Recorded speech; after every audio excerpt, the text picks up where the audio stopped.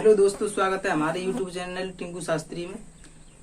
दोस्तों, अगर इससे पहले की आप लोगों ने 4 वीडियो नहीं देखी है तो उनको डिस्क्रिप्शन में लिंक होता है। प्रत्येक वीडियो के डिस्क्रिप्शन में लिंक होता है, उससे एक दिन पहले की वीडियो। तो इससे पहले वाली वीडियो आपने नहीं देखी है तो इस वीडियो के डिस्क्रिप्शन में आपको लिंक मिलेगा, उस लिंक पे जाइए, उस वीडियो का आप लोग देख सकते हैं। ठीक है, तो आज क्या करते हैं, आज लेके चलते हैं वैद्युत क्षेत्र और वैद्युत बल रेखाएं और वैद्युत क्षेत्र की तीव्रता के बारे में। इनके मामले में समझते हैं क्या है ये, कैसे समझना है इनको पढ़ते हैं। ठीक है, तो समय गंवाते हुए, समय को ना नष्ट करते हुए इसको जल्दी से कवर करते हैं। ठीक है, नहीं तो वीडियो लंबा हो जाएगा, फिर आप लोग पूरा देखते नहीं हो, छोड़ के भाग जाते हो। ठीक है, तो इसलिए छोटे वीडियो में ही कवर करेंगे इसको, नहीं हम ज्यादा बड़ा करना चाहते हैं। ठीक है, तो इसमें गणितीय सॉल्विंग कम है, समझने की ज्यादा है।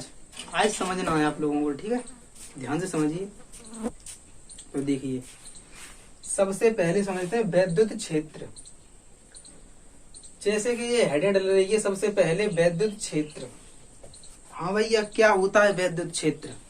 कभी आपने पढ़ा होगा, आशा करता हूँ। अगर आप लोगों ने पढ़ा होगा तो आप लोग कमेंट करके बताएं क्या होता है वैद्युत क्षेत्र, और नहीं भी बता तो मैं आपको बताता हूँ वैद्युत क्षेत्र क्या होता है। मान लीजिए ये कोई आवेश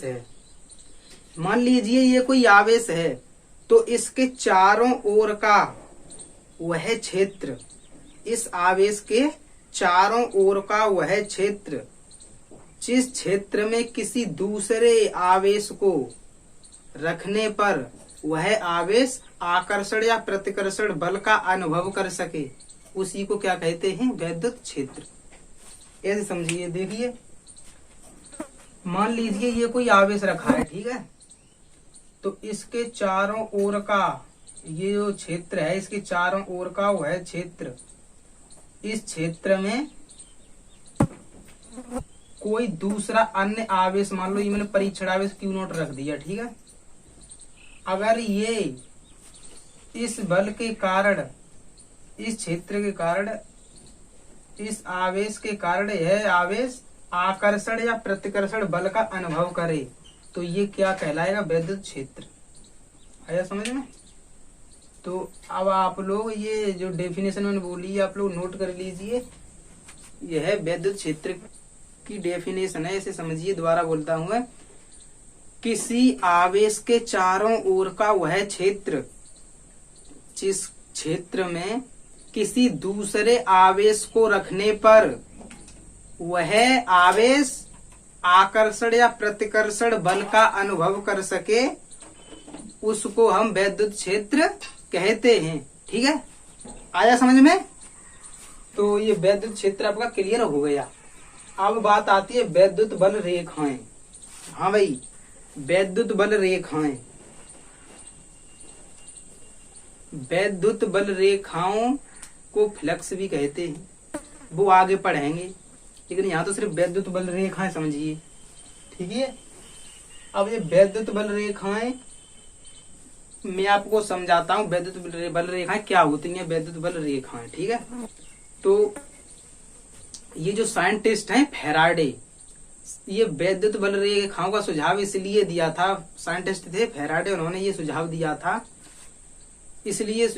था, मतलब इसलिए इनकी खोज की थी वैद्युत बल रेखाओं की साइंटिस्ट फैराडे ने, कि वैद्युत क्षेत्र को प्रदर्शित करने के लिए अगर ये वैद्युत बल रेखाएं हैं तो हम मतलब पता लगा सकते हैं ये वैद्युत क्षेत्र है। अब ये वैद्युत बल रेखा, मान लो ये वैद्युत बल रेखाएं हैं, ये बहुत सारी वैद्युत बल रेखाएं हैं ये, तो इनको हम क्या कह देते हैं? इन वैद्युत बल रेखाओं को मालूम है? वैद्युत क्षेत्र ई कह देते हैं हम इनको। तो ये वैद्युत क्षेत्र को समझाने के लिए, यानी कि प्रदर्शित करने के लिए, दर्शाने के लिए ये वैद्युत बल रेखाओं की खोज की थी साइंटिस्ट फैराडे ने, यानी कि सुझाव दिया था, खोज गया। तो अब आप लोग वैद्युत बल रेखा समझ चुके हो गए। हाँ, तो वैद्युत बल रेखाओं की डेफिनेशन क्या होती है ये तो समझ लो। किसी धनावेश के चलने का मार्ग किसी धन आवेश के चलने का मार्ग ही वैद्युत बल रेखाएं होती हैं। और नहीं तो ऐसे समझिए, किसी वैद्युत क्षेत्र में निष्कोण वक्र, निष्कोण मतलब इसका कोण न हो, किसी काल्पनिक निष्कोण वक्र से जाती हुई है। मान लो इसका कोई वक्र तो है नहीं, ये सीधी तो जा रही है। वक्र तो जब होता है, ऐसे मान लो निष्कोण मतलब बिना कोण का वक्र, ऐसे कोण यही तो होता है, इनमें कोण नहीं होता, ये सीधी चलती है। ठीक है, किसी वैद्युत क्षेत्र में काल्पनिक पृष्ठ से गुजरने वाली निष्कोण वक्र रेखाओं की संख्या, रेखाओं को ही क्या कहते हैं, वैद्युत बल रेखाएं कहते हैं। ठीक है, तो आप लोगों ने वैद्युत रेखा समझ चुके होंगे। तो ये समझते हैं कि वैद्युत क्षेत्र ये जो चलता है इसकी दिशा क्या होती है। मैं आपको बता दूं, वैद्युत क्षेत्र की जो बल रेखाएं होती हैं उनकी चलने की दिशा होती है प्लस से माइनस की ओर, यानी धन आवेश से ऋण आवेश की ओर। ठीक है, अब मान लो ये प्लस, पहला ये चित्र देखिए, ये प्लस आवेश है Q। ठीक है, प्लस आवेश है, जैसा कि ये प्लस दिख रहा होगा आप लोगों को। इससे मैंने कहा था प्लस आवेश से निकलती हैं वैद्युत बल रेखाएं, तो ये वैद्युत बल रेखाएं तो निकल रही हैं, प्लस से निकलती हैं यानी प्लस से चलती हैं। और माइनस में ये जो माइनस आवेश रखा है ये माइनस Q है। ठीक है, और माइनस आवेश में ऋण आवेश में समाप्त होती हैं, प्लस से निकलती हैं और माइनस में समाप्त होती हैं। आपको ये अंदर आती हुई प्रतीत हो रही होंगी, आपको दिख रहा होगा अंदर आ रही हैं। हाँ, तो इसी का मतलब है ये यहाँ समाप्त होती हैं, यहाँ से उत्पन्न होती हैं, यहाँ से मतलब निकलती हैं। अब दोनों चित्र आप लोग समझ चुके होंगे। अब देखिए, ये एक है प्लस आवेश, एक है माइनस आवेश। अब देखिए, अभी मैंने जो कहा था कि प्लस आवेश से निकलती हैं, तो देखो ये प्लस से निकल भी रही हैं। और मैंने कहा था ऋण आवेश पर समाप्त होती हैं, तो ऋण आवेश पर समाप्त भी हो रही हैं। तो देखिए, इससे निकल रही हैं ये प्लस से और ऋण में समाप्त हो रही हैं। इससे आप लोग देखिए 1 2 3 4 5 6 7 8 9 10 11 12, 1 2 3 4 5 6 7 8 9 10 11 12। आप लोग देख रहे होंगे कि ये 12 ही निकल रही हैं, 12 ही इसमें जा रही हैं। तो इससे कहने का मतलब ये है, इससे ये प्लस आवेश है, ये माइनस आवेश है, तो ये इससे मतलब आकर्षण बल के कारण ये एक दूसरे में प्रवेश कर रही है, इसी से निकलती हुई। ठीक है, अब इस चित्र को देखिए, ये भी प्लस आवेश है, ये भी प्लस आवेश है, ये समान आवेश है, ये अलग अलग आवेश थे इसलिए। अब ये भी प्लस आवेश है। ठीक है, ये भी प्लस आवेश है, तो इससे भी निकल रही है, इससे भी निकल रही है। लेकिन यहाँ आकर्षण बल था, यहाँ प्रतिकर्षण बल के कारण ये किसी में नहीं प्रवेश करेंगे, इससे भी निकलेंगे, इससे भी निकलेंगे। तो ये दूर को हटती हुई यानी प्रतिकर्षित रिपल्सित होती हुई दूर को हट रही है। ठीक है, तो ये प्लस से चलती है, माइनस की हो जाती है, तो यहाँ कोई माइनस आवेश था ही नहीं, इसलिए उसमें प्रवेश ही नहीं कर पाती, इसलिए बाहर की ओर जा रही हैं। यहाँ माइनस था इसलिए प्लस से निकलती हुई माइनस में जा रही थी। ये आपको चित्र समझ में आ रहे होंगे। और ये चित्र है, मैंने कहा था कि वैद्युत बल रेखाओं का मतलब होता है किसी, इसकी डेफिनेशन होती है कि जो साइंटिस्ट फैराडे थे उन्होंने ये बताया था, वैद्युत क्षेत्र को प्रदर्शित करने के लिए वैद्युत बल रेखाओं का सुझाव दिया था साइंटिस्ट फैराडे ने। तो आप लोग समझिए कि किसी वैद्युत क्षेत्र में किसी काल्पनिक पृष्ठ से, मान लो ये काल्पनिक पृष्ठ है, ठीक है, ये आपको पृष्ठ दिख रहा होगा। किसी वैद्युत क्षेत्र में किसी काल्पनिक पृष्ठ से गुजरने वाली निष्कोण वक्र यानी कि निष्कोण वक्र और पृथक्कृत आवेश के मार्ग को ही वैद्युत बल रेखाएं कहते हैं। देखिए ये काल्पनिक पृष्ठ है, इस तरह का से ये बन रहा है, ये काल्पनिक पृष्ठ है। और मैं डेफिनेशन में बोल रहा हूँ, इस काल्पनिक पृष्ठ से गुजरने वाली निष्कोण वक्र जो आवेश है Q, निष्कोण वक्र से चलने प्लस आवेश के चलने के मार्ग को ही, ये आवेश ही तो चलता है ये रेखाओं के रूप में, तो इस आवेश प्लस Q आवेश के मार्ग को ही वैद्युत बल रेखा कहते हैं। इन्हीं को वैद्युत बल रेखा कहते हैं। ये वैद्युत बल रेखा है, ये मैं कह रहा हूँ ये ठीक है। अब इसकी डेफिनेशन लिख लीजिए आप लोग, मैं बोल रहा हूँ, नोट कीजिए। देखिए, किसी वैद्युत क्षेत्र में किसी काल्पनिक पृष्ठ से पृथक्कृत निष्कोण वक्र से किसी प्लस आवेश के चलने की दिशा को ही वैद्युत बल रेखाएं कहते हैं। आप लोगों ने लिख ली होगी। अब चलते हैं आगे। और एक बात ध्यान दीजिए आप लोग, ये वैद्युत बल रेखाएं जो हैं ये हमेशा ऐसे चलती हैं और ये कभी ऐसे नहीं चल सकती। एक यूं गई तो एक यूं गई। कहने का मतलब ये है, ये एक दूसरे को कभी काटती नहीं है, ये सीधी के सीधी चलती हैं ऐसे ऐसे। एक बात बताइए, मैं अभी आप लोगों से कह रहा हूं कि ये प्लस Q आवेश से तो निकलती है, तो मान लो ये प्लस Q आवेश रखा है, इससे जो वैद्युत बल रेखा निकल रही है, ठीक है, मान लो ये वैद्युत बल रेखा निकल रही है, ठीक है, तो ये प्लस Q आवेश से ही तो निकल रही है, तो ये एक दूसरे से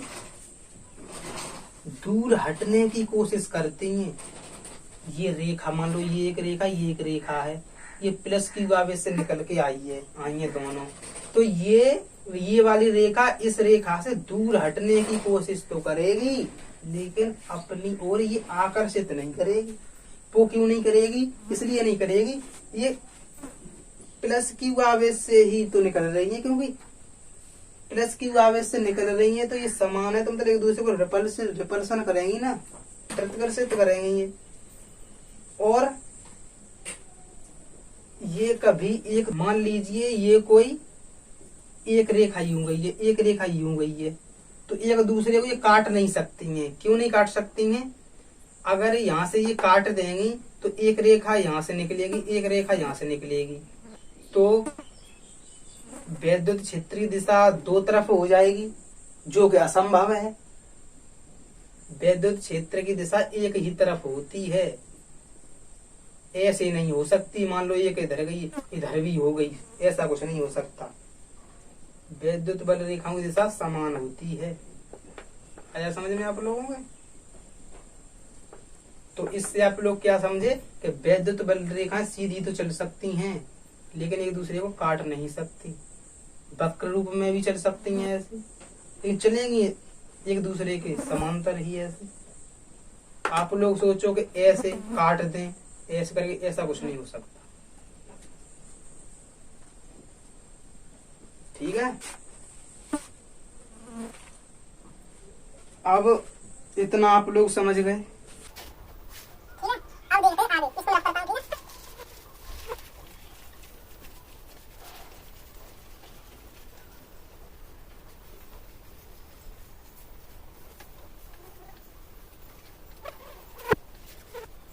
डालते हैं आगे की हेडिंग, वैद्युत क्षेत्रीय तीव्रता। अब वैद्युत क्षेत्रीय तीव्रता देखिए,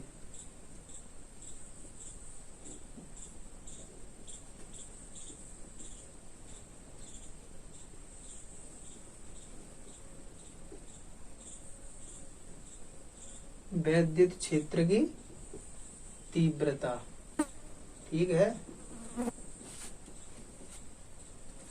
इसकी डेफिनेशन समझिए आप लोग, परिभाषा। किसी वैद्युत क्षेत्र में किसी वैद्युत आवेश पर, किसी वैद्युत क्षेत्र में किसी प्रति एकांक परीक्षण आवेश पर लगने वाला वैद्युत बल उस बिंदु पर वैद्युत क्षेत्र की तीव्रता कहते हैं। दोबारा समझिए, किसी वैद्युत क्षेत्र में किसी प्रति एकांक परीक्षण आवेश पर लगने वाला वैद्युत बल उस बिंदु पर वैद्युत क्षेत्र की तीव्रता कहते हैं। देखिए, मान लीजिए ये डेफिनेशन कह रही है, ये परिभाषा कह रही है, मैंने अभी अभी आप लोगों को बोली है, वो आपसे संकेत कर रही है किसी वैद्युत क्षेत्र में प्रति एकांक परीक्षण आवेश पर, परीक्षण आवेश कहते हैं क्यू नॉट को। जो मैंने कुछ पहले वीडियो पढ़ाई थी उसमें बता दिया था कि परीक्षण आवेश कहते हैं भौतिक काल्पनिक आवेश। ठीक है, तो प्रति एकांक परीक्षण आवेश पर लगने वाला वैद्युत बल क्या कहते हैं? इसको, इस अनुपात को क्या कहते हैं? वैद्युत क्षेत्र की तीव्रता। भाई परिभाषा कहीं अलग से नहीं बन जाती, इसी सूत्र से बन जाएगी। किसी वैद्युत क्षेत्र में प्रति एकांक परीक्षण आवेश पर, ये परीक्षण आवेश है, इस पर लगने वाला वैद्युत बल, ये बल लग रहा है, इसके अनुपात को यानी इस बिंदु पर वैद्युत क्षेत्र की तीव्रता कहते हैं। ठीक है, परिभाषा मैंने बोल दी, वो लिख लेना और उसके नीचे सूत्र लिख लेना। ठीक है, और इसका मात्रक क्या होता है जानते हो? यूनिट। यूनिट क्या होता है इसका जानते हो? यूनिट होता है, एक बार बताओ, ये एफ बट्टे क्यू नोट ही तो है, ये लिख रहा है एफ बट्टे क्यू नोट है, तो एफ क्या है? बल। बल का मात्रक क्या होता है? न्यूटन। न्यूटन, ठीक है। और क्यू, ये क्या? आवेश। आवेश का मात्रक क्या होता है? कूलम। ठीक है, तो इसका मात्रक क्या हो गया? न्यूटन प्रति कूलम। न्यूटन प्रति कूलम, एक तो ये मात्रक होता है इसका, और दूसरा मात्रक क्या होता है जानते हो? वोल्ट। वोल्ट प्रति मीटर, एक ये मात्रक होता है। दो मात्रक बता दिए मैंने इसके। ठीक है, अब देखिए इसकी विमा क्या होती है? विमीय सूत्र।